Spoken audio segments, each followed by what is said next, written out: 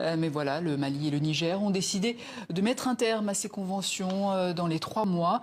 Et pour clarifier tout cela, nous sommes avec Maître Oumar Berthé. Bonsoir. Bonsoir. Vous êtes avocat malien installé en France. Vous êtes également chercheur associé à l'Université de Rouen en politique et en droit public. Maître Berthé, qui seront les premiers touchés par la fin de ces conventions fiscales?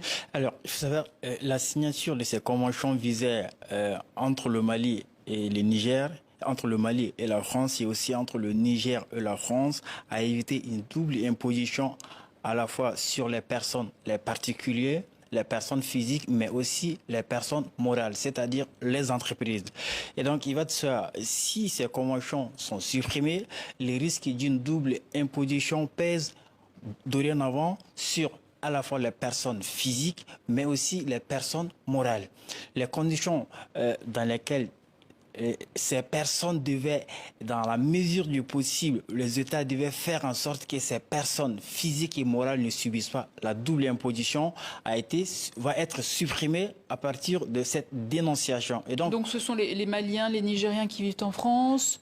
Et oui, les Maliens qui sont concernés exactement? Alors, d'abord, il y a d'un côté les Maliens et les Nigériens qui vivent en France qui seront impactés par cette mesure, et aussi les entreprises françaises qui travaillent dans ces deux pays. Et les Français qui vivent et aussi les Français qui vivent au Niger et au Mali. Mais vraisemblablement, il y en a pas, il en existe, mais il n'y a pas beaucoup de Français au Niger et au Mali, comme il y en a beaucoup de Maliens et beaucoup de Nigériens qui vivent en France. Alors, ce que dénoncent le Mali et le Niger, c'est le fait que ces conventions sont déséquilibrées. L'argument avancé, c'est aussi que leur annulation leur permettrait de renflouer les caisses de l'État. C'est un argument entendable? Alors, je peux comprendre. Vous savez, des telles conventions qui datent de plus de 40 années, évidemment qu'il y a des points qui peuvent nécessiter ou qui peuvent demander une réadaptation. Et dans ce cas, à partir du moment où c'est des accords, on entre en renégociation sur certains points pour les adapter à la réalité actuelle. Donc c'est possible, renégocier les accords. Évidemment, un accord, ça reste un accord entre une ou plusieurs parties. Il peut être négocié.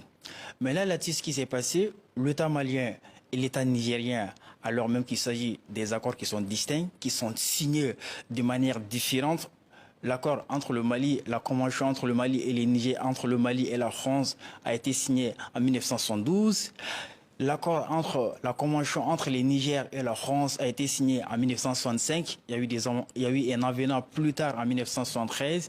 Pourtant, l'annonce a été faite ensemble. L'annonce a été faite ensemble qui les dénonçait, alors même que les conditions de dénonciation s'y rapprochent, mais ne sont pas les mêmes. C'est-à-dire, la convention qui liait la France et le Mali dans cette fiscalité prévoyait dans son article 44 qu'elle pouvait faire l'objet d'une dénonciation à partir de la 6e année de son entrée en vigueur, c'est-à-dire elle est entrée en vigueur en 1973, les 6 années, cette condition est remplie. En revanche, cette convention ne pouvait être dénoncée qu'entre le 1er janvier et le 30 juin de chaque année. Et si elle est dénoncée dans cet intervalle, l'application ne cesse d'appliquer qu'à partir du 1er janvier de l'année suivante. Alors, sachant bien qu'on n'est pas dans les clous, les deux États ont indiqué que l'État français, l'attitude de l'État français et la difficulté de la mise en œuvre de l'accord compte tenu des rapports très difficiles qu'ils entretiennent en ce moment avec la France rendaient les accords difficilement applicables. Alors, un tel argument, il est difficile dans la mesure où, évidemment, il y a en ce moment des difficultés diplomatiques entre ces trois pays, mais en réalité, les rapports diplomatiques, les relations diplomatiques n'ont pas été interrompues, n'ont pas été rompues. Et donc, vraisemblablement... Donc, il y a un jeu politique derrière oui, et puis il pouvait y avoir des difficultés d'application en certaines dispositions, notamment en ce qui concerne l'entraide des réciproques qui nécessitait que les États communiquent entre eux les informations qu'ils détiennent dans le cadre de la lutte contre la fraude ou dans le cadre même des informations visant à permettre à l'autre État de recouvrer des impôts d'une entreprise qu'elle n'aurait pas pu le faire. Là-dessus, il n'y avait pas de difficulté majeure qui rendait impossible l'application de la mesure. Mais en mon sens, la dénonciation de ces accords, c'est un couteau à double tranchant pour ces États. Dans la mesure où, là, on rend surtout les entreprises, les investisseurs qui seront amenés à investir au Mali sur une position qu'ils ne savent pas, en investissant au Mali, est-ce qu'ils ne seront pas soumis à une double imposition, ce qui peut être dissuasif dans le cadre d'un investissement, dans le cadre pour une société française qui entend aller investir ou au Mali ou au Niger. S'agissant des particuliers de ces États, des répercussions économiques, alors que c'était l'objet visé à la base par ces deux États. Alors que c'était l'objet visé à la base, et donc évidemment ça va les permettre d'avoir un peu de rentrée d'argent.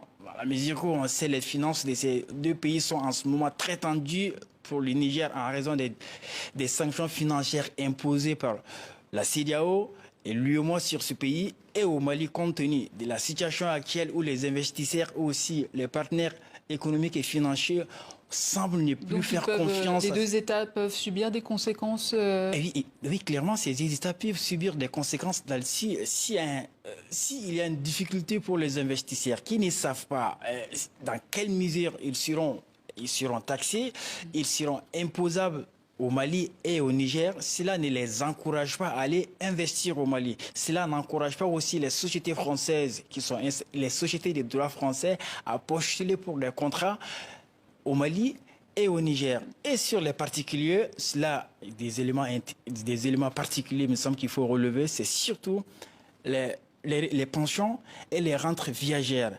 Avec ces conventions, en principe, les rentes et les pensions, les rentes viagères et les pensions perçues par les ressortissants maliens qui sont repartis s'installer au Mali, par exemple, n'étaient pas soumis à l'impôt en France. C'est-à-dire ça va être le cas, première chose. Oui. Et deuxième chose, c'est que les étudiants maliens ou les étudiants nigériens qui font des études en France et qui reçoivent de l'argent de leurs proches installés au Mali et au Niger, dans le cadre de leur subsistance, de leurs frais de subsistance, mais aussi de leurs frais d'études, n'étaient pas soumis à l'impôt en France en application de cette convention.